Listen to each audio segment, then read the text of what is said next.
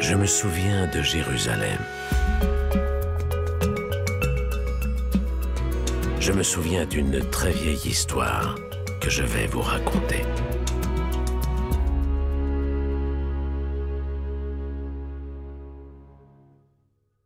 Abraham, l'appel à l'arrachement.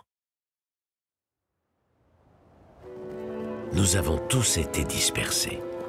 Nous, les enfants de Noé, et les enfants des enfants de Noé. Nous avons marché dans le désert, traversé des fleuves, suivi des étoiles.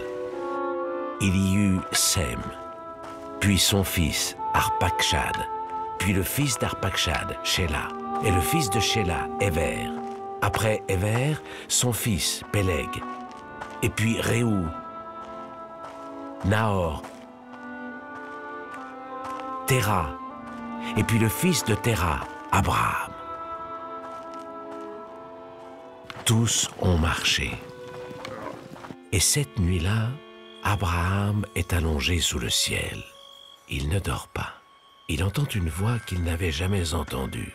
La voix lui dit « Pars, quitte tes origines, abandonne ta famille et tout ce que tu as. Pars, mais ne crains rien. Tu auras une terre, tu auras des enfants. Pars et tu auras un grand nom. » Abraham entend la promesse.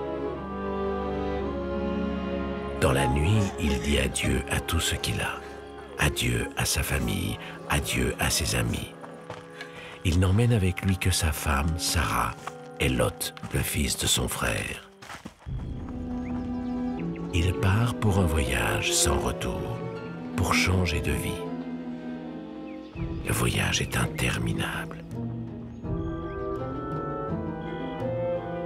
Route perdue, avec la soif et la faim. Poste frontière, contrôle, les villages inhospitaliers, les nuits glacées. Dans la pénombre, ils pensent être seuls. Mais non, cette terre est déjà habitée.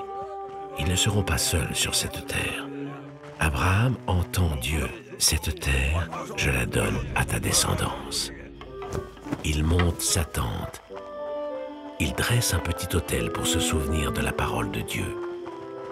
Le lendemain matin, il démonte sa tente, et ainsi de suite, plusieurs jours, plusieurs nuits. Il monte et démonte sa tente.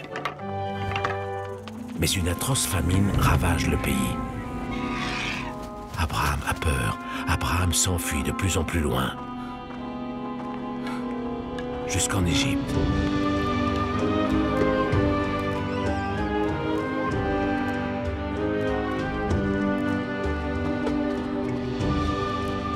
Mais là aussi, devant les gardes de Pharaon, Abraham a peur. Sa femme est si belle, on voudra la lui prendre, on le tuera. Pour ne pas être tué, Abraham fait croire à Pharaon que Sarah, sa femme, est sa sœur. Pharaon la trouve si belle qu'il fait alors enlever Sarah dans son palais. À Abraham, il offre des ânes, des chameaux, des moutons, des serviteurs, de l'or et de l'argent.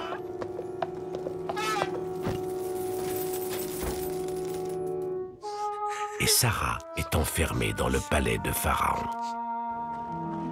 Abraham ne dit rien. Pharaon finit par comprendre qu'il lui a menti. Sarah n'est pas sa sœur et Pharaon chasse Abraham d'Égypte. Abraham reprend la route et emmène Sarah avec tout ce qu'il a gagné en Égypte.